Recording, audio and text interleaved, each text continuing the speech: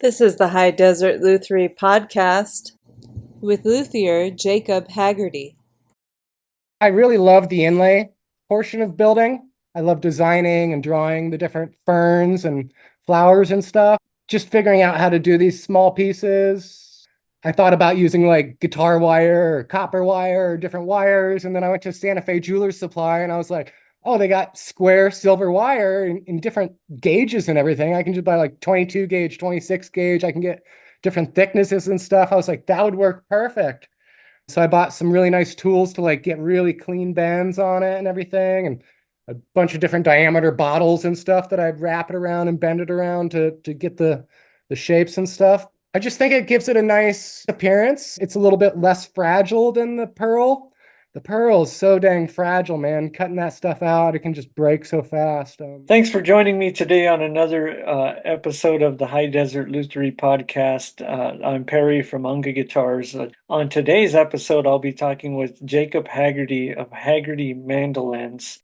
Jacob had some great insight into his creative process as well as lessons he's learned while making mandolins, selling mandolins, and I just had a wonderful time talking with him. I'm really looking forward to meeting him at the show.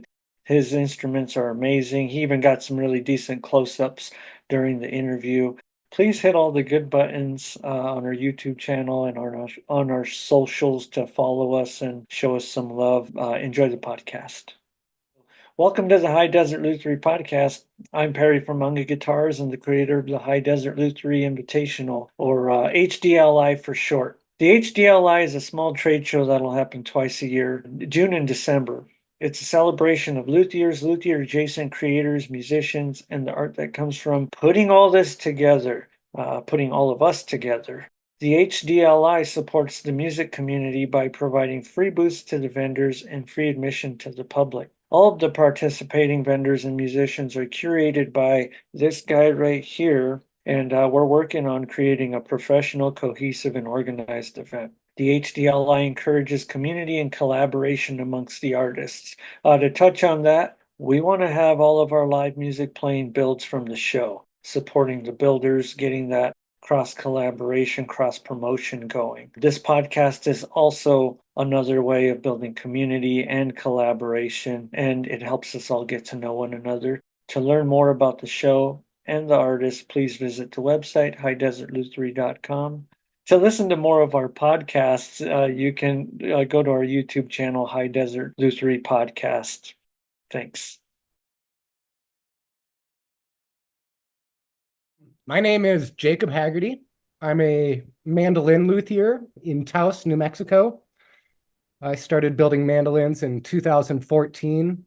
I pretty much basically only build mandolins. I've never built guitars or violins or anything like that. I just dove right into the mandolin world. Most of my mandolins are based off a 1923 Gibson style of mandolin, mainly made by this luthier and acoustic engineer named Lloyd Lohr. He's kind of like the Stradivarius of mandolins. So that's kind of what I base my mandolins off of. And yeah, I just built the first three for myself and then started getting orders. And then it's been off to the races since then. I've got about a 3-year wait list right now. I work 2 other jobs. So I don't get as much time in the shop as I would like, but it is becoming more of a full-time job as the orders continue to roll in. That's wonderful. For those of us who aren't familiar with Lloyd Lohr and the work he did with Gibson, can you describe it? Yeah, so he was mainly their acoustical engineer. So he was involved in tapping so these are arch top instruments. You start out with a big thick piece of wood and you carve an arch into it where it gets thinner near the sides, and it's a graduated top and back. And so Lloyd Lohr, the mandolin was kind of taken off of the lute and some of those old Italian classical instruments. And when he started working for Gibson, he made a few changes to the design of it. Previously, the fretboard was attached to the top of the instrument like it would be on a guitar. And he did an elevated fretboard like you'd see on a violin or a cello. He adjusted the tunings of the top plates and the tone bars on the inside. and just kind of revolutionized the sound of the mandolin.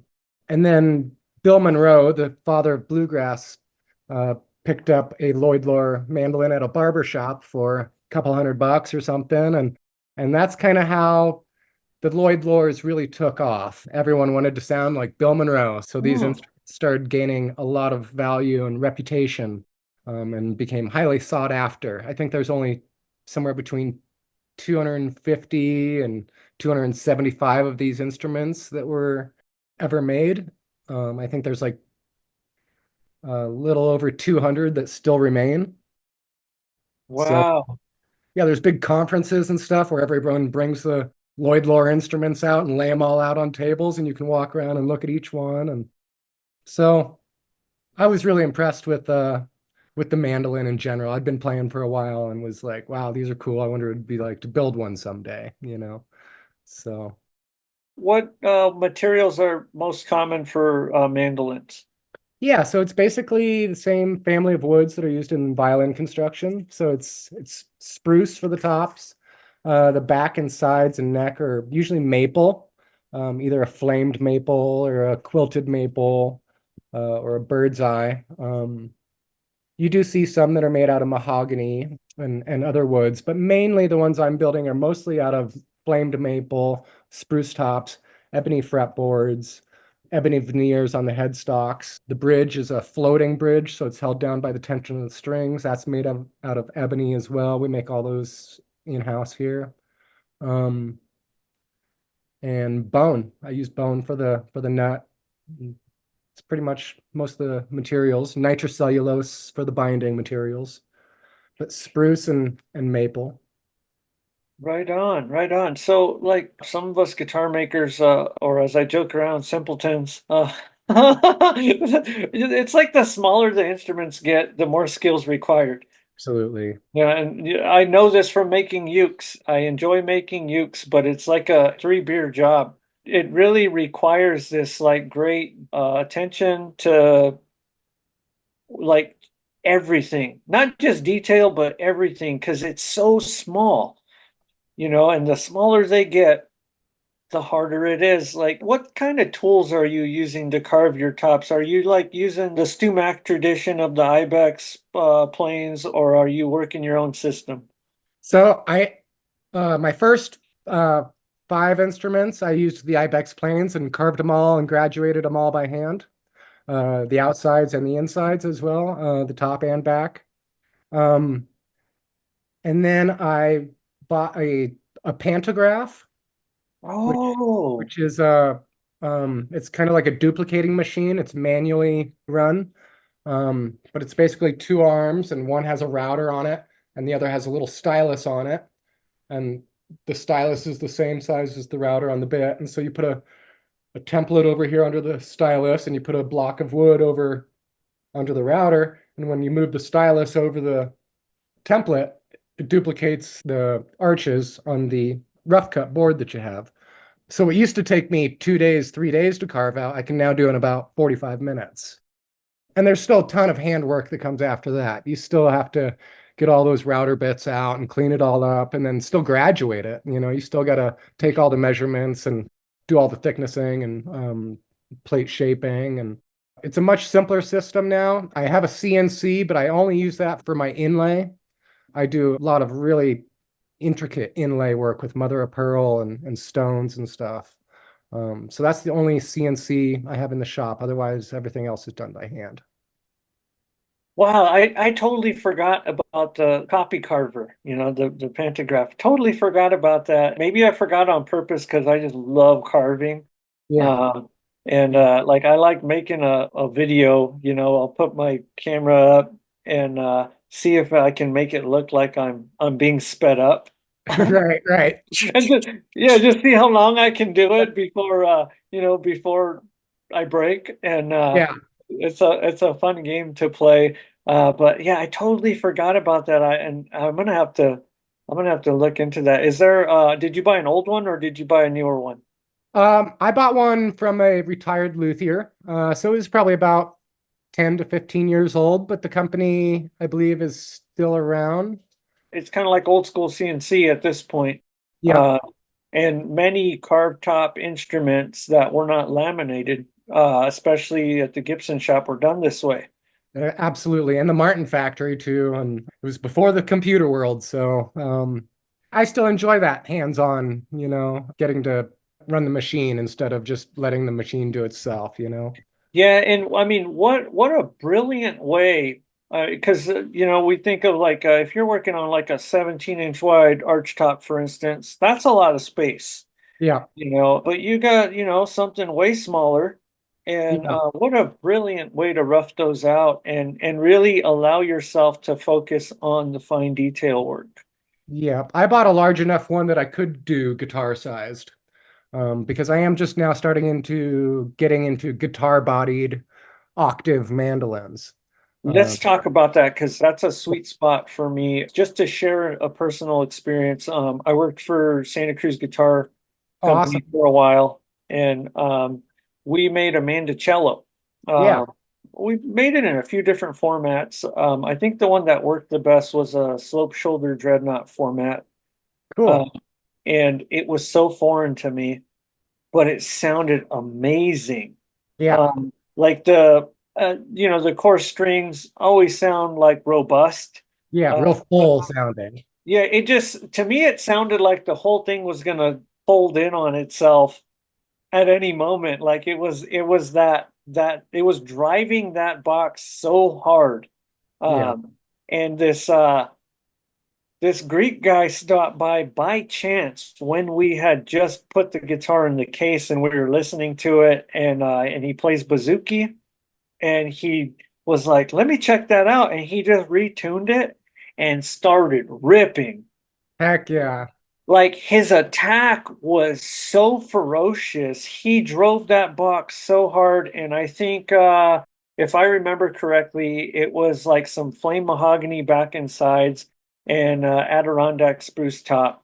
I don't know what the thought was behind the design, but to me that says like we want, this top to be a little more rigid and have more nuance, and we want to balance the brightness with the warmth of mahogany. I don't know if that much thought was put into it, but that's how I look at it. And he drove that thing so hard. Like the only other time I've heard that, I think the jazz guitar player Pat Martino has a ferocious attack, and maybe Tony Rice. Yeah, And oh my God, we were just sitting there with our mouths open, and then he retuned and started ripping some Zeppelin riffs on it. And this guy was just tremendous, but it changed my life. Afterwards, I was like, I want to make an electric mandolin or oh, a baritone hello. mandolin or, like mandocello. I realized the versatility of it and that I've never come across an electric version in the wild. Can you share about your octave mandolin? Yeah, so it's loosely based off of the Benedetto archtops. I've only recently started to get into them. I've only got like a couple prototypes on the bench right now. Still figuring out scale lengths and stuff like that. But it's basically designed off of that Benedetto style. I could go snag one real quick if you wanted. Yeah, so let's see this build here. Cool. So this is guitar bodied octave. Oh, all right. Very clean. Yeah, I try to keep it fairly clean throughout the whole process. Very clean. And are you just kind of following the whole Benedetto process from his book? I'm kind of applying some of the mandolin stuff that I've already learned, like the compound tapered dovetail. I don't know if you can see how it gets tapered this way. So by compound taper, when I'm looking at it straight on, I can see the dovetail shape. And Yep, then, if you're looking at it from the top, you're seeing it like, it's okay, smaller down here than it is up here. yep. Okay, so then width wise, it's also wedged out. Yep, and then the neck is also the male end of the dovetail is cut at a 6.5 degree angle as well, so that it creates the neck angle inside the pocket. Okay, so the pitch is a lot more steeper than it would normally be. Yep, yep. And that geometry is what you're using to drive the top. Correct. Yep. So when building an arch top instrument, I feel like it's totally a balance between string tension and what the plate can take. If your plate's too thin and you've got 50 pounds of force, your plate's just going to be bottomed out in the bottom of its thin recurve, and it's not going to have much room to work. Same if you have too stiff and the string tension's not pushing the top down enough, it's not going to be able to work as well. So there's this like really equal spot where you're providing enough tension so that the plate can actually function. So knowing your string tension and judging it. I'm in the process of building a deflection machine right now so that I can apply the 50 pounds of pressure without having to string the whole thing up, just at the top to see how much movement there is. Very clever, because you almost need to know, or it's very helpful to know while you're getting to know a design, where that sweet spot is. So when you're feeling the flexibility, you can learn what that feels like and be able to replicate it. And be able to measure it, yeah. So it's basically just a contraption that holds the instrument flat like that. And then there's 3 dials on the top that you zero out, and then you apply 50 pounds of pressure. You have a dial showing how much you're pressing down on it. And then you write down the measurements that you get from the other 4 dials of how much the top deflected when you apply that 50 pounds. So I'm in the process of making one of those right now because I have a small one for mandolins, but I need a bigger one for these guys. That just helps me understand how much to take the bracing down. This has 2 tone bars in it that help move the sound to the outside of the spruce, but it also provides support for that 50 pounds of pressure. So right now, everything's just roughed out in there. This is just kind of like a back that's almost tuned and ready to go and starting to get pretty flexible and getting some movement in it. So Very nice. And so what scale length are you using? I think these are going to be close to 27. I'm not sure yet. I'd have to go look at my notes. I've been so focused on this like finishing mandolins. I just finished 5 mandolins. So I'm still like in like spray booth mode, sanding, varnish, buffing, don't drop the instrument. So I haven't spent much time with this in the last probably 5 months, 6 months, just because I've been working so hard to get these instruments out the door that have been sitting on the bench. When I didn't have much going on, I started this project, and then it's like, nope, I got to do the orders, So my personal stuff just sits off to the side lately, and it's sadly been there for quite a while.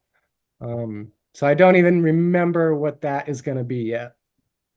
Yeah, it's all good. That's tremendous, though. I see that and it excites me. The Bob Benedetto Archtop book was one of the first books that I got when I figured out there were books about this stuff.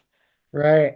And I just remember looking at it and being like, "Oh my God, this is so intense." And I ended up making solid body electric guitars, but I learned a lot from that book. Sure. And I always just had a sweet spot for Bob. And when I got to meet him, I was just starstruck. Right. Couldn't talk. I was just like, Yeah, yeah, I was stalled out. And he goes, "Hey, Perry, I'm Bob. How are you?" You're like, Yeah. I was like, I'm starstruck right now, man. This is amazing. And he was a total sweetheart, and I got to hang out with him for a while. It was at the Hillsburg Guitar Festival when that was happening in California. That was my favorite moment of any guitar show, was getting to meet him. And, we got to hang out for a little bit, and he was just so cool. Heck yeah. And I still find his work very inspirational. Oh yeah, absolutely. Absolutely. Kind of using his build as a reference, what are some things that you had to change to make that format work for you? Not too much, really. It's basically just the shape of the body and stuff like that. The height of the arches, just kind of all the math that goes around with it, the neck angle and where the strings are going to end up, how tall is the bridge going to have to be, depending on how much of an arch you have in the top. Just trying to map all that out, planning ahead. But I'm still taking a lot from my mandolin background, just because that's what I have. That's kind of what I've worked with. So it's going to be basically just a guitar-shaped mandolin. I should probably revisit those Benedetto videos and stuff like that, but just trying to get really good graduations and really really good appearance on the outside. Moving the graduations further in from the edge, I feel like the plate can function more if the graduation is a little bit further in. Oh, It feels like it can be a little bit tight if your thinnest spots are right on where the rim is. So I try to move all my graduations in towards the middle a little bit more, just on all my builds. I've always had the mindset that the instrument is always really loose in this area and pretty tight in this area. So instead of the whole plate going in and out like that, I've always had the mentality that it goes like this a little bit more. oh, With a bout like this, or like on a mandolin where it's pretty narrow in here. Most of your action is going to be in this world right here. okay. And there's also a tail block right there. So this tail block is extending into where your graduations are, you know. So by moving the graduations in, you're helping to avoid that tail block, letting that actually function like that more so. Oh, very good point. I'm always paying really attention to the recurve in the area near the tail block. Like through here and everything, it may be pretty consistent, but then as it gets near this bottom here, it may come in a little bit here. Like this is probably actually the thinnest part of the top and back on my instruments because I've Okay, always had the mindset that it's vibrating like this more so than like this. that's a very good tip. Thank you for sharing that. And what is that body style called? So this is what I call my 3-point mandolin, just a handmade, homemade design. Chopped the scroll off and added this point symmetrically on the other side, and then I kept the leg point. This is a nice point to rest the mandolin on when you're playing for a nice angle. Okay. I So was just going to ask about that. yeah, this is basically a fancy A style. The A styles were more like just teardrop. It didn't have any points on it or anything. It was just kind of this oval style. My cheaper low end model is these. Um, Okay. if you call mandolins cheap, I don't know, you're crazy. I They're expensive. really like that double cutaway shape. It reminds me of one of my designs, and I'm a fan of that, like that low slope double cutaway. It, Yeah, and the Florentine cutaways with that little the little, what did you call that? The little kicked out part? I call it a little leg rest because I like to rest my leg like right here. Yeah. Hold it at a nice angle when you're playing. Yep. Having the three of them together actually creates a lot of balance and movement for the design. Right. Yep. So that's kind of like my lower end model one. My Fs, I'll grab an F. All right. So this is like my F style model. Okay. And what does that mean? I don't know anything about mandolins, so you can go ahead and talk to me like I'm a complete noob, because I am. The F it means like Florentine. It's kind of like the Florentine scrolls and stuff, all the little Florentine. I think that's what Gibson used is they just called them the F5s. So this is number 10 that I've finished. Well, that is pretty. How do you bind the scroll part? The sides are all one thickness, an inch and 3/8 thickness this way. Okay. That stays all the way through the scroll. And I don't know if you can see, but you can actually see the maple from the sides and the back, and also maybe a little bit. Oh, I don't know if you can see it, but the binding rides on when you cut the binding channel, you cut it all the way down to the sides. You don't Okay. cut any of the sides away. But when you get to about the 11 o'clock position on the scroll, it starts to rise up the scroll I see that. and it leaves the sides and starts climbing up the back. So you cut a ledge that gradually starts to rise until it flushes out with the top. Wow. So you're using the top thickness and the back thickness to get the rise, but it actually does leave the sides. And if you look real close, you can see the sides within there that continue at that inch and 3/8 all the way around. That is so wild. Like seeing that in profile, that is just so wild. So are you doing that with the router? Or are you doing that by hand? By hand with a router.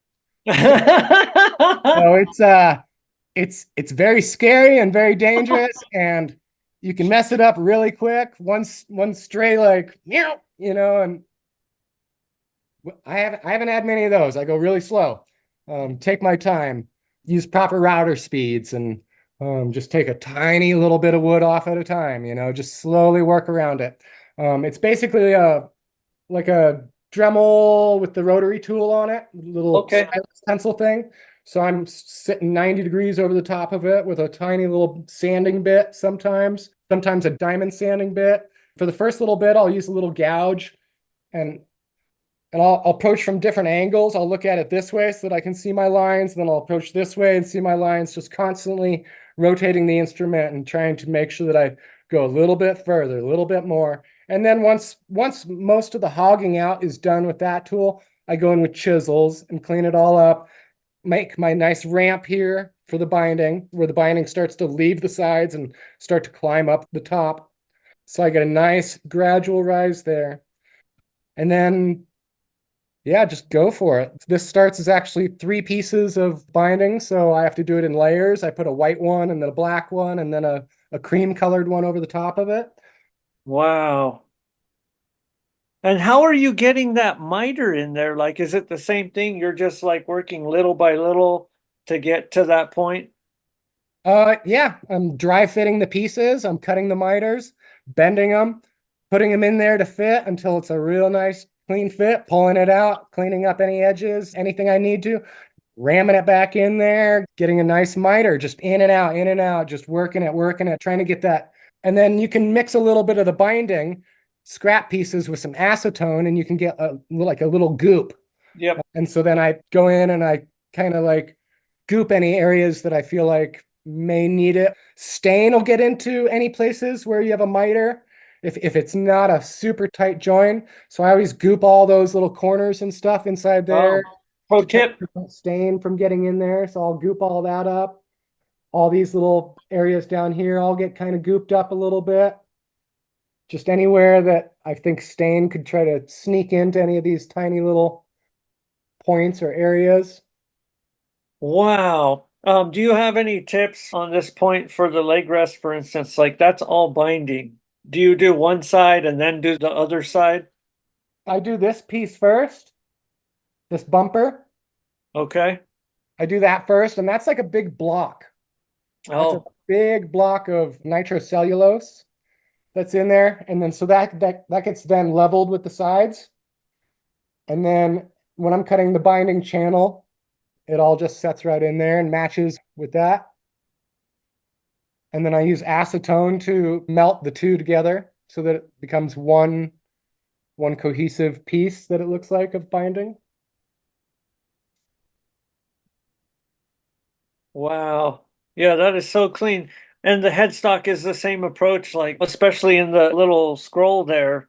Same concept, just a lot smaller. It's only like 9/16 thick instead of like 3/8. So this is like pretty thick, but the headstock is quite thin around there.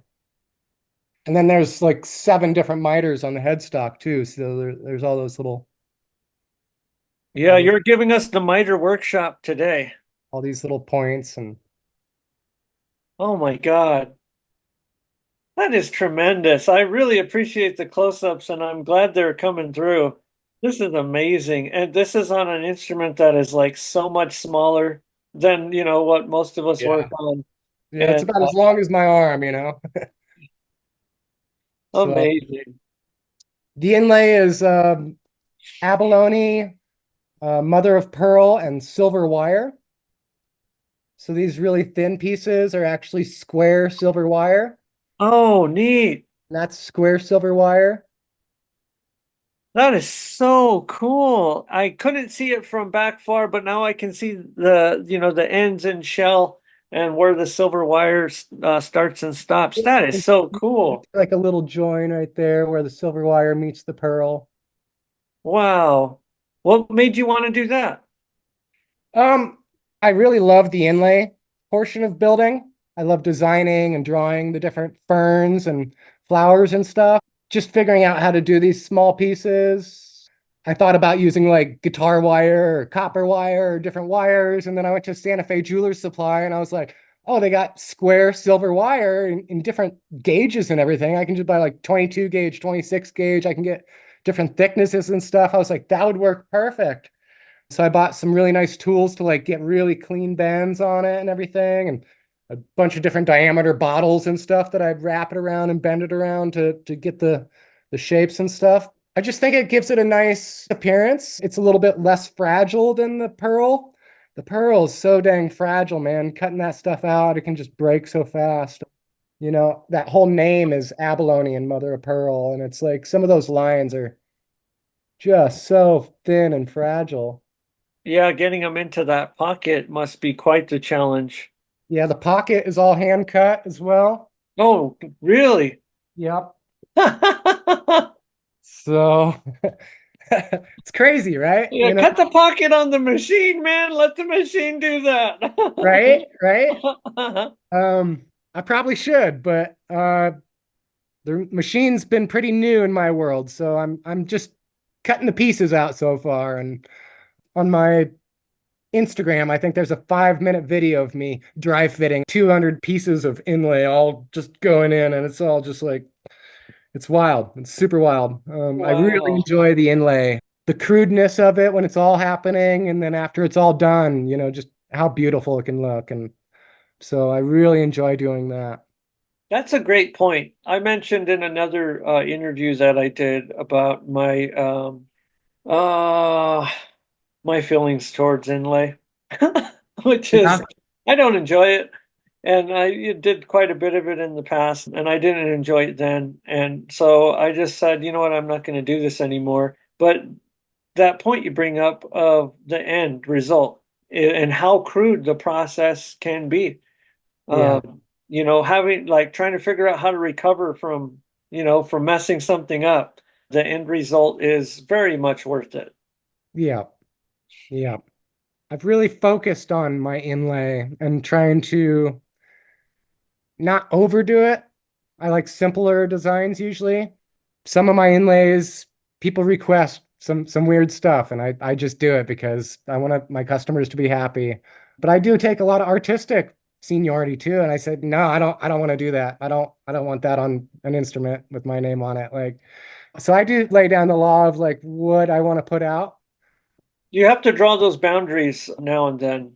Yeah, my customers are all super understanding. I play in a band that travels all over the country and plays music. We just got back from tour on Sunday night. We leave again on Thursday. I got a couple hours last night in the shop. I'll get quite a few today, and then Wednesday I'll get a few more in. But then it's back to tour, back to work. So And go ahead and plug the band and tell us where we can find the band. the band is called Foggy Memory Boys. It's kind of like a bluegrass folk band, jam band kind of thing. We're based out of here in Taos, New Mexico. We have a website, foggymemoryboys.com. We have a YouTube channel, Facebook, Instagram. It's all Foggy Memory Boys. We're pretty easy to find. But we travel all over Kansas, Missouri, Arkansas, Oklahoma, Colorado, Utah, Arizona, and all over New Mexico as well. We're playing quite a few shows almost every weekend. So that's one of my jobs. I'm 41 years old. I started a chimney cleaning service when I was 20, right after high school. Started cleaning chimneys. And I've had that company now for 21 years, and it's stronger than ever. It's kind of like my bread and butter. I work that most of the winter when touring slows down a little bit, and then stockpile my nuts, and then I hit the road again for tour and make even smaller peanuts. So I love that. You know how you share that. That's amazing. Like, great work ethic. Like, oh but yeah, it's so real. yeah, So I ended both the last years injured, and I feel like the first time I was injured a lot worse, but it got me thinking like I need to squirrel away what I'm doing, especially being self-employed. And like I work at the wood shop 2 days out of the week, and I give them my paycheck essentially. Right. It's Yeah. too hard not to. And the whole reason why I decided to do that job, to take that job, was to get first dibs. Having that freedom, to spend that money, is great. But I went into the next year and getting back to work, like I need to squirrel away all my nets. And, Yeah. Never you know, know, man. and I ended up getting hurt again. And luckily I had a little cushion, and now I'm looking at it totally different. Like I need to figure out a way to plan even better. And not that I want to get hurt again, but should this happen, like I've been down for a month now and oh, it's taxing. Oh You yeah. know, Absolutely. the pocketbook has taken a blow. Absolutely. Like Yeah. even getting back to work in my shop is going to cost me some money, and it's really hard to get back on track. And so like I really appreciate you bringing that up, and I really appreciate you sharing about, other things that you do for work. Because Sure. Yeah. otherwise, like people think that you're just sitting at home making mandolins, living the life, and Right. Yeah. there's a lot more to that. They think I make a lot of money off these things, and I really don't. I don't make enough to justify it, you know. Yeah, the It's time that goes in, even if your build is $5,000, the time that goes in is like, what are you making an hour? Uh, right. Yeah. I started out at a price that I thought was okay. I started getting sales and I was like, man, this is taking me way longer. I'm not making anything here. I'm just spending time. And so then I raised my prices and I got more orders. And then I raised my prices again and I got more orders. And so I raised my prices again. And so that's kind of where I'm at. I'm still getting orders with where my prices are now. And so I'm getting ready to raise them again just so I can start to maybe make a little something in this business. that's And amazing. Like, good for you. I feel like I neglected that for so many years, and then essentially I'm paying people to play my guitars.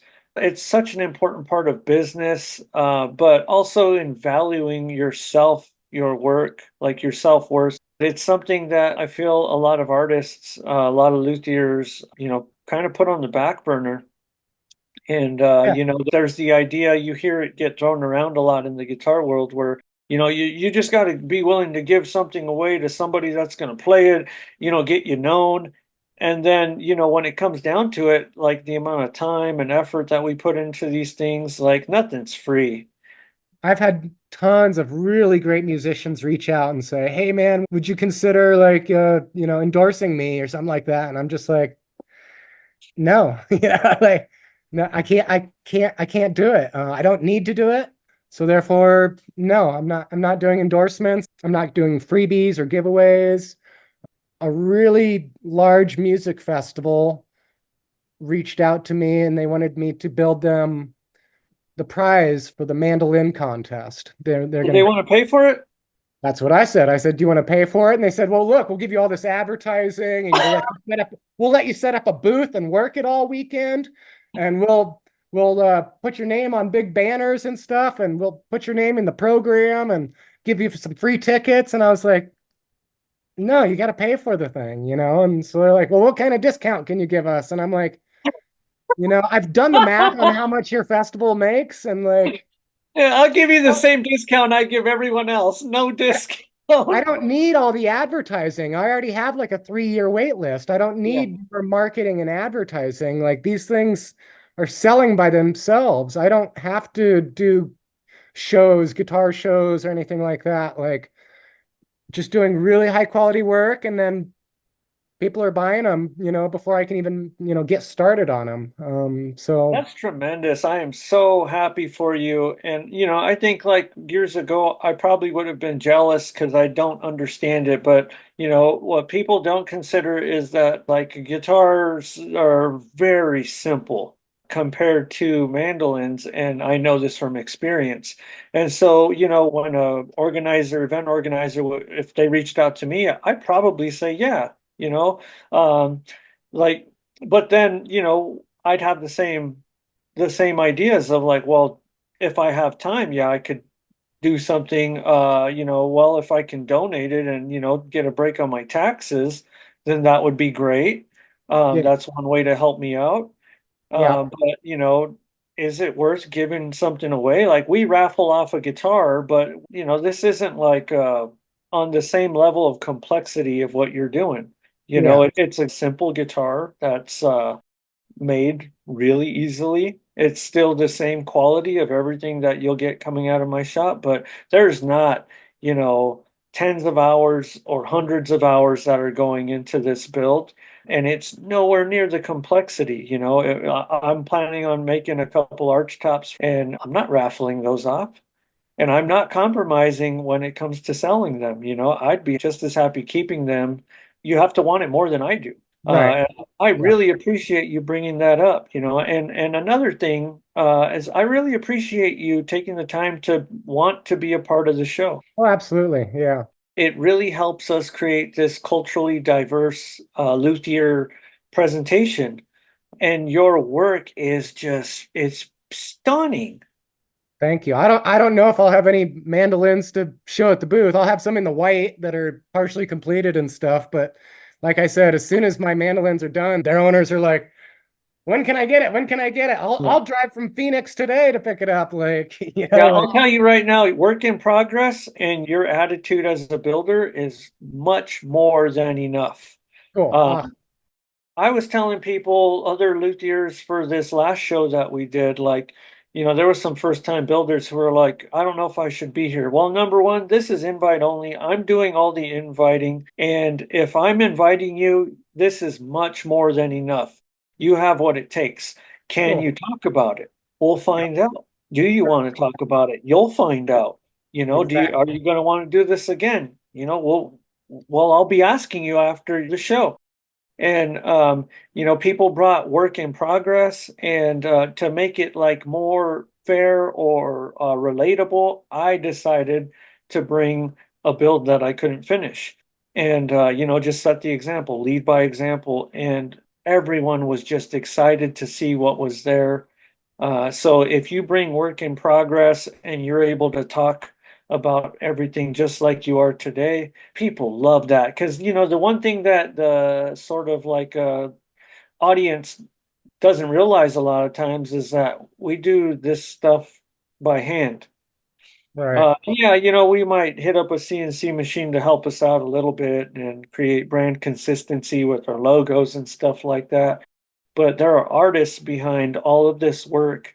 And so when you see the work in progress and you see our hands all nicked up, they start to understand. And, like next thing they're going home talking about this amazing experience they had. And these guys were making all this stuff. And, we still get feedback from visitors.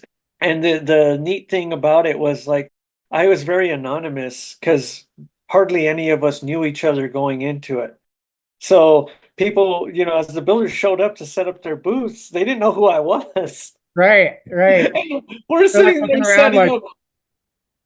where Yeah, am I? What am I who, doing? who, who do I talk to? Who's in I don't know charge? anybody here. Yeah, yeah. And so like doing the podcast kind of helps us get to know one another, see each Cool. other. So you kind of have you're looking for the guy with the Unga hat, you Right. know, Right. and so that'll hopefully be a little bit helpful. But even visitors, they had no idea that Allison and I put the show together and that we had our own booth there.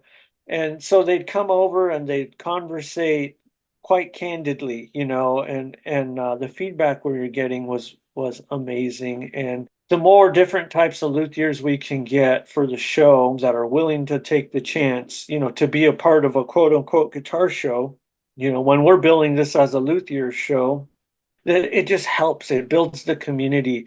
Like some kids probably didn't really know there was more than just guitar and bass. Right. Right.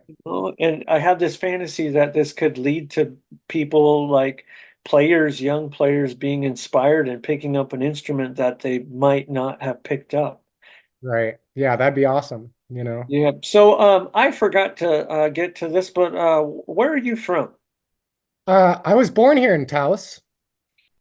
My family was living in a little mountain cabin. I was born at home here in the mountains, and then we moved to Santa Fe. and then to California, and then to Arizona, and then back to Taos, and then Des Moines, Iowa, all before I was in second grade. Wow. Yeah. So that's like 5 states in 7 years or something like that. It was a lot of moving when I was young. But then I had lived in Iowa until I was about 17, junior year in high school. And then I was like, I want to go back to New Mexico. I'd visited a few times here over the years and stuff through my teenage years. And I was like, I really liked it down there still. And so when I was 17, my father and I moved back to Taos, finished high school here. And when I turned 19, I bought a little piece of land. I got a tiny little loan from the pizza place I was working and had enough to get a down payment on this piece of land. Quit paying rent, moved up out there with a little tiny camper trailer, and started building an off-grid home when I was 19. Wow. Solar-powered water catchment straw bale home. Wow. Taos is, for anyone that doesn't know, Taos is like the mecca for what we will call unorthodox home building and like thinking outside of the box. And Off-grid sustainable living. that's Yeah. that's the polite form. Yeah. But it's basically just a bunch of people living in tires, bottles and cans, houses and straw Yeah, the houses. Earth ships, right? Where are the Earth ships out there? So if you're in Taos, you have to go over the Gorge Bridge. Okay. And then it's just like another mile down on the right. Building an off-grid home is a big goal of ours. We bought some land up in up on the border of Colorado, and it'll have to be off-grid Yeah. for what's out or what isn't out there. And Yeah. I have this fantasy of retiring from luthiery to be a pig farmer. There you And go. yeah, yeah, it's sort of a newer thing compared to how long I've been a luthier. Yeah. Um, How long but have you been in New Mexico? Where are you from? I'm from California. Allison and I both moved out here, I want to say 6 years, possibly almost 7 years ago, but I think it's six. I think it'll be six here real soon. And she lived in Carson for a little while, and you spent a lot of time in Taos. And we were, just kind of getting priced out of California. We both had really successful businesses as well, but we were still getting priced out. And it was turning into we were just working nonstop to barely break even, just cover all of the expenses of living out there. And something had to change. And she said, "Hey, we should go to New Mexico." I lived for a short time in Phoenix while I was attending the Roberto Van guitar making program. So like 6 months. And like that was cool. But I'd never really experienced anything outside of California. I didn't really travel ever. I just Yeah. worked. And so moving out here, I just eventually said, well, I love Allison. I'll do it. And I enjoy it. I really enjoy it. Being from California and experiencing like just how crowded it is and how bad the traffic was getting. Like I was talking about this earlier with another luthier, but like I live 35 miles from Santa Cruz, and you'd have to leave like at 2 in the morning if you wanted it to be a 35-minute commute. It turned into a 3-hour commute one way, You go right? 35 miles. Yeah, yeah, and it just really sucks the joy out of it, and so like, and that was like at its worst. At its best, you're still looking at a couple hours, and it was just like, man, I'm already working a 8 to 10 hour work day. It Yeah. just was not, And it's and not then even that nice of a drive. Like yeah, yeah, right. And then, people it honking turned into, and like, yeah, it turned into that every day. And moving out here, yeah, I hear the locals talk about traffic, and I'm like, are you kidding me? And we were actually planning on being up in Taos, and it just didn't work out. We ended up in Albuquerque, and I enjoyed out here. Like it's not so big like Phoenix. Phoenix, when I was living there, it's the same. It's like a grid, yeah, so you can't really get lost. yeah. Uh, and so I enjoy that about the way Albuquerque is, and I'm still getting used to the land of mañana. Um, It takes a while, huh? Yeah, like I crack the whip and I run a real tight ship and I try and be on time and I try and be, very professional and return phone calls and stuff like that. And that's been the biggest challenge with putting the show together and wanting to involve local artists. And now, like, I have to tell all these people as they're contacting me a month later, like, uh, sorry, there's no more room. It's not personal, and hope that they get that message, because that doesn't always come through. Usually they're like, well, fuck you then. And, Right. Yeah. like, I didn't want to be a part of it anyways, or, unfortunately. And, That's a bummer. That's a bummer. Yeah. Mañana this, mañana, like the whole not today thing is so real. Like when I started my chimney cleaning service, like I came from Des Moines, Iowa, and out there, everyone shows up on time. There's 10 people waiting to do the same job if that guy doesn't show up. Like, it's a huge competition. But out here, it's like, meh, And so starting a company here in New Mexico or Taos, it was having that work ethic of just like show up on time, call if you're going to be running late, just like communicate and do good work. And it's been, easy to run a business here because, people are like, you actually show up. Were you in the military or something? Like, I'm just like, no, man. Just like, I think it's respectful to, uh, put worth on people's time. Yep, I realized that when I got my first job, and I just watched everybody trickle in, and I was telling the foreman, I was like, "Hey, it's 8 o'clock right now, or like this job started at 7. It's 7. Where is everybody? Oh, they'll get here." And I'm like, "Well, I'm the only one working. Like, what's going on here?" And I don't think they ever had anybody that was gonna call anybody out on anything, and eventually I got tired of it, and I realized I'm pulling a lot of weight here, Yeah. that I don't need to And be. then the guys show up and they're like, bro, you're making us look bad. Like, Yeah, and they're upset about it, right? yeah, And like what are and you doing here at 7? Like now and I what was they like, I'm expect out. me to be here at 7. Yep, I'm out. I'm Yeah. done. Yeah. I picked up another gig, and it ended up being a really cool gig. And then I left that maybe a little over a year ago now, and have I've taken the time. Like I went from just like guitars all day, working for Santa Cruz full time, running my shop full time, doing like a really big repair operation as well as a lot of custom builds for many years, and came out here and did no interest. And got to take a step back, and it took me a few years to get over it and realize like this is a great opportunity to finally finish up these wild projects that I've been putting on the back burner, and like take the approach of, what I do as art, and just do what I do. Like I'm not being pressed to like fill orders for somebody else's label, like I don't have a garage Good. full of repairs. Yeah.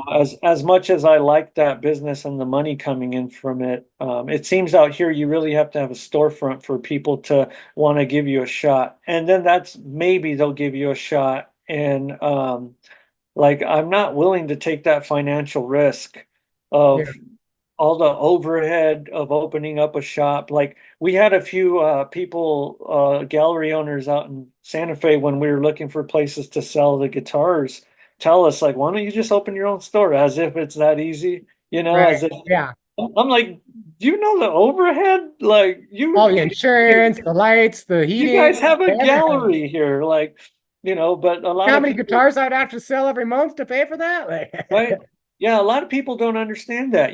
They don't understand why we keep our workshops at home. yeah. Um, they don't get it. And for the general public, they're not, entrepreneurs. Yeah. They're not in that side. But for other business owners to just blatantly throw that out there, it's kind of rude. And I feel like I just feel like I want to scream right now. Right. Like, have you guys paid attention to what's happened to music stores over the past couple decades? Like, and there are new stores opening up and finding some success, but like, if you look at them, are they helping the public really? Like, what sort of community are they pushing? Like, what sort of sense of community is it? I'm tired of walking into music stores and getting the vibe that they're too busy to help me. I'm tired of not getting treated like a human being and, appreciated for just walking in the door. And it's certainly not all of them, but it's a majority, you know. And Yeah. so this I try to show, go to I try to go to music stores all over the place just because I want to see what they got, how they're doing, what's their inventory, like sometimes I buy stuff and sometimes I don't. But you're right. They're pretty grumpy. It's because they're making, maybe two sets of string sales a day or something. I sold $20 in merch and I didn't even get enough to, pay my yep. employees or nothing, and it's really tough. Yeah, and as a builder, I want to go in and at least buy my strings locally. Right. Um, and I've just turned to ordering everything. Yeah. Um, that's just how I feel about it. And not to mention, like, sometimes I'm looking for specific stuff that places just aren't going to carry. Yeah. But otherwise, if I just need a few sets of strings to be ready for a random repair, like, I'd love to go local, but unfortunately, I've just decided not to. It's not worth the trouble, really, Yeah. lately. And that could change. I hope it changes. There's not even a place to do that here in Taos anymore. Like most of the Right? music stores are gone. You have to like go to a record store and they're stocking some strings now for some of the musicians in town that are like, where do I get strings in town? It's like just really, really tough. So I got to the point where I was like, man, I'm just gonna buy in bulk. Instead of paying $12 to $15 for a set of strings, I'm gonna buy 100 sets for $6 a piece and save a bunch of money. What is a company that you prefer for your strings? I've always used Diodario for my Okay. strings. It's kind of like the phosphor bronze EJ74s. It's like 11 through 40. So it's like 40, 26, 15, and 11. I've gone through different brands and strings and stuff throughout the years, but I find out I'm not a fan of brand new strings. I like them after they've been played for about an hour or two, once the brightness and stuff starts to wear down just a little bit. And I feel like these get to that point pretty quick and then they last quite a while. I play a ton of music, so I can usually get about a week out of a set of strings. Wow. And like, I haven't worked on mandolins a whole lot just because I don't really know any players, and my clientele wasn't, it was just guitar players. I'd work on the occasional violin or upright bass, but you're gigging a lot as a musician. Fretwear, what is that like on a mandolin? Like, are you having to replace or level crown and polish your frets frequently? So I use a product that is no longer around anymore. It was called Evo Gold There's a company, they started doing it again. recently. Yeah, I'll send you the links. Oh, awesome. Because yeah, Jescar was like, we're not doing it anymore. And it's like, oh no, so I've been using Evo Gold for the last 3, 4 years. I absolutely love it. It's not as hard on my tools as the stainless steel, but it's harder than the cheaper fret wire I was getting from StuMac. With the cheaper fret wire, just even like a few months of playing, I've have some big old gouges in my frets. I've had these Evos on for over a year and not even a visible dent on them at all. Oh, Uh, nice. Would you say that there's any effect on the overall sound of the instrument? Not noticeable enough, no. I did notice more with stainless steel, going from a really soft to a super hard. It was a lot brighter. But the Jescar, the Evos, I didn't notice it as much. And then I've done some refrets on some of the earlier builds that I did and put the Evos on, and the customers didn't notice a large difference either. And Yeah, and the gold really fits in with the mandolin too. yeah, just the accents and the color is really nice. I don't have to do it as often as I did with my first earlier mandolins. I think I've almost changed all the mandolins out for the Evo Gold. I think there's still one mandolin out there, like number 6 or something, that he's been hitting me up. Hey man, I need that fret job done, blah blah. And I'm like, okay. Yeah, um, yeah. What would you say your superpowers are? um, patience, attention to detail, and just having a really artistic eye when you view things. Like how deep are you looking, and how close are you looking? And I do find myself to be quite a perfectionist at times, and it's like, well, can't move on. Still gotta do this until I get this done, like, um, but probably patience. Even if I'm like trying to bend sides around a bending iron and trying to get that tight scroll, and I got a really nice piece of flamed maple, and I'm bending it, and it cracks or something, having the patience to just like take a step back and breathe and get back into it with another piece and try again. Adjust the temperature, just going with the flow and understanding that you're working with a live product that, has moisture and sometimes doesn't have moisture. And so you have to just kind of really be flexible with it. And so just being very aware and in tune with what I'm doing. I still have all my fingers, all my toes, no injuries in the shop. Yeah, man. I see these luthiers and they're like, oh man, got too close to the table saw one day. And you're just like, oh boy, like, um, safety is a huge thing in my shop. Eye protection, ear protection, just making sure all my tools are tight before I use them, hands free, like just very self-conscious and aware of the situation. All those things you cannot ever fuck around, it's such a dangerous job, even just working with chisels, you're holding something here and you got a chisel here and the chisel slips. Like that's bad form, you can't have your hand over here when you're pushing the chisel this way. Like just these things that you learn because you've probably stabbed yourself with a chisel at one point. Like, dang, why did I do that? Like, and then you got blood all over the instrument. And so patience, I would say patience and having a really good eye. I think I have a really artistic eye. I'm seeing the lines and the shadows and the reflections and Yeah, thank you for sharing. I can relate to a lot of that. I still got all 10, still yeah. got them. And, fortunately, I've never really had any shop accidents that, were related to my fingers because I've seen it happen.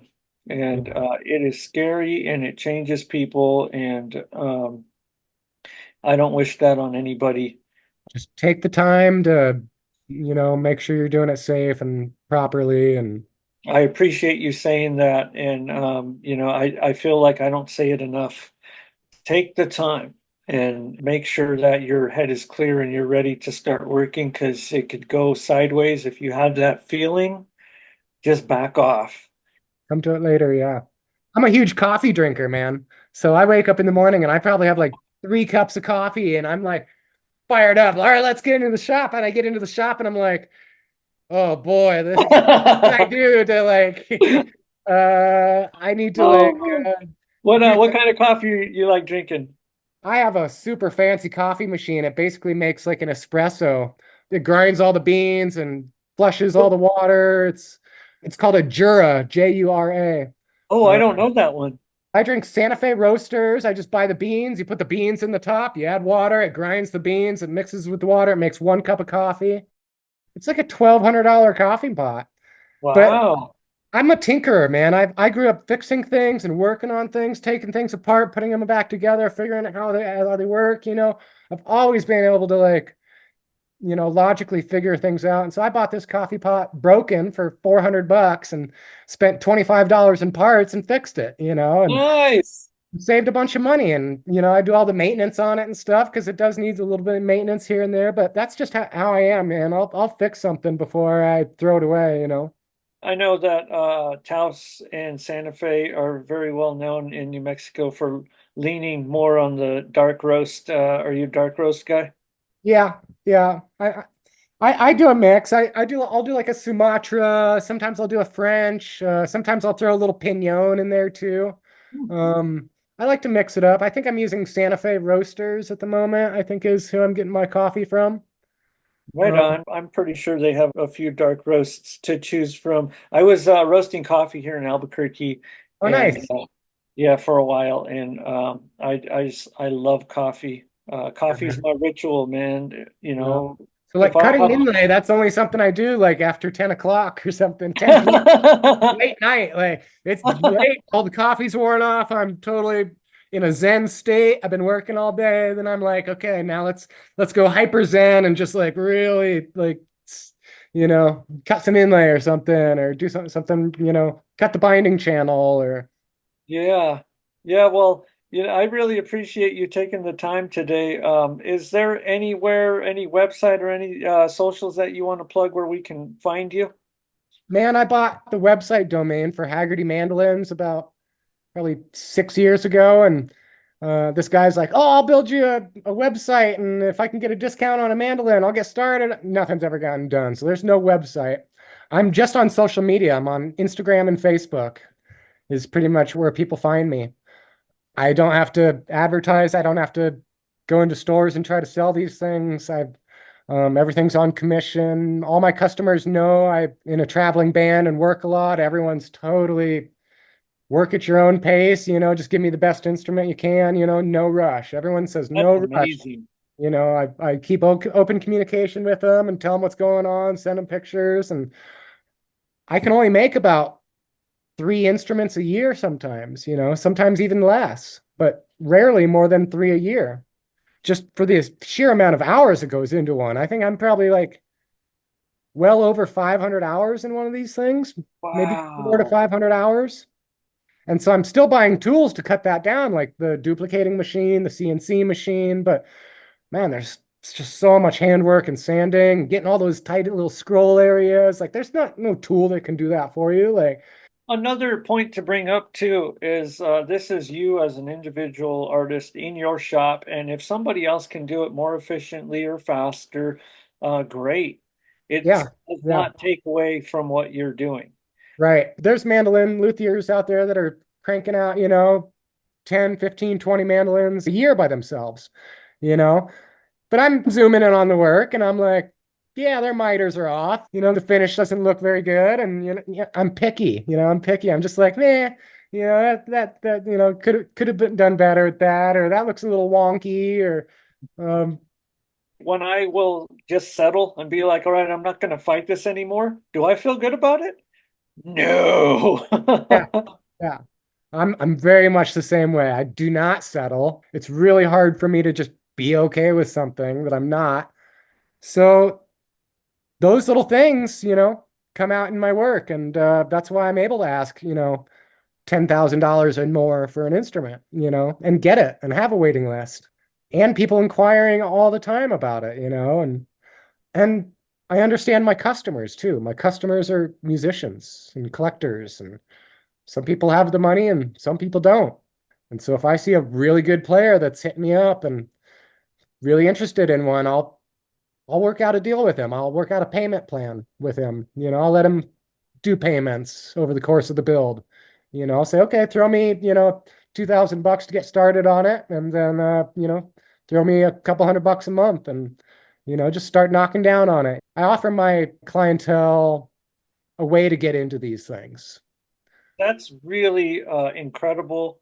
And I've done similar things in the past, and I really appreciate you sharing that. You've left so many great pointers today, and just really appreciated talking with you.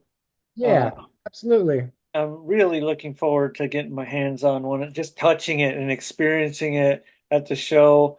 And Heck yeah. as shows go, there's not always a whole lot of time to go meet and greet everyone in person, but I certainly will make an effort to get over to wherever we end up parking you.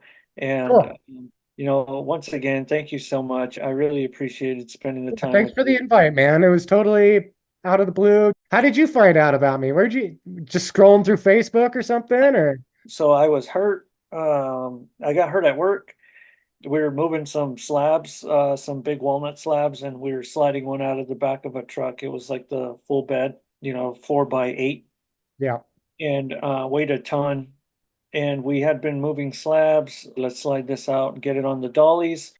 And the dolly gave out. On my side, there was two dollies. I think one of the wheels broke. yeah, Yeah. And my leg, my right leg, took replaced the dolly, and we almost had to replace my leg, and didn't break it, like fortunately, but we thought it was broken.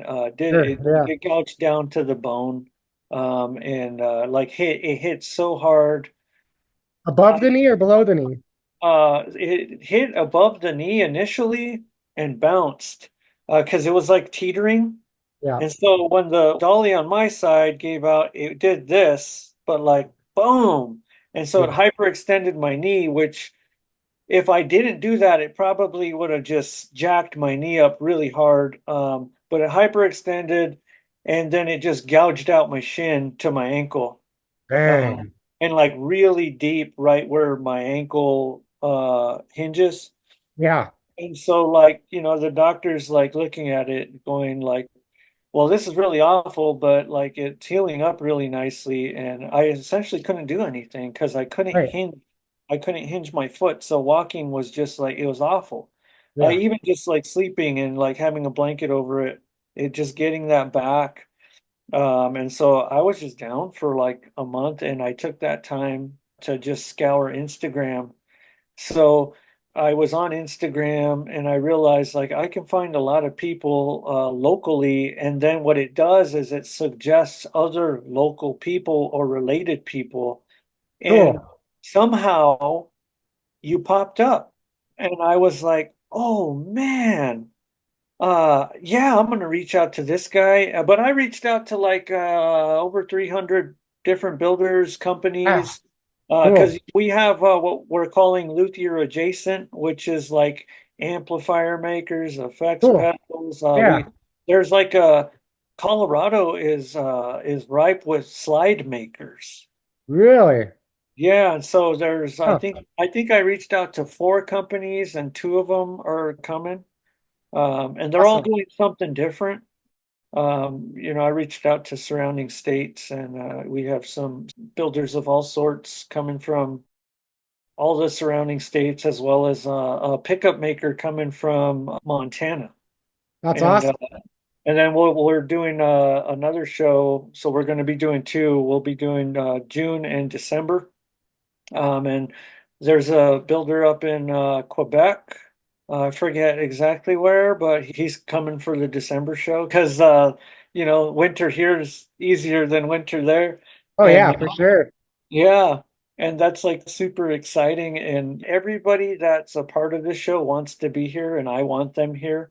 Yeah. Um, but like the cool thing about the whole thing is that, like I booked the show by the end of January, and I got all the musicians that we ended up finding in that time as well. But like I just got back on my feet and got back to work. And the next thing we're going to do is go measure the venue because right when we were going to go, I got hurt. But so far, yeah, June 2nd, which is a Sunday here in Albuquerque at Rio Bravo Brewing, we'll be outdoors Awesome.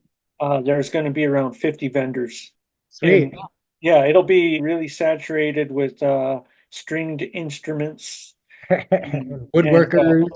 Yeah. fans of what we do, and as well as some live music from some local bands, some friends, some Great. will be friends, and Yeah. I'm very grateful that everything has lined up the way it did, and I'm very grateful to have the crew that we've rounded up. And I'm super excited to A, get back into my shop and start working on some of these builds that I want to take, and B, get to this show and meet everybody. Yeah, yeah, for sure. It's gonna come up quick, you know. I mean, Oh yeah. time's flying by right now these days. Oh, yeah, it always is, especially when you're working towards a trade show. Yeah, yeah, it's like running out of time, you know. I'm still debating on what, I gotta get into conversations with this music festival that wants me to build their contest mandolin. I've Yeah. got started on the bench because they reached out in October and then they were supposed to send me more details and they didn't reach out until January. And it's like the festival's in July or something like that. And it's like, man, you're not giving me much time to build you an instrument. Like, I got to get on the ball with that because it is something I would like to do, but I also want to get paid for it, you know? Yeah. Yep. I hear you, man. I hear you. Well, thank you once again. All right. Take care, Jacob. Cool. You too, Perry. You have a good day, man. Thanks. Yeah. You can learn more about the High Desert Luthiery Invitational at highdesertluthery.com.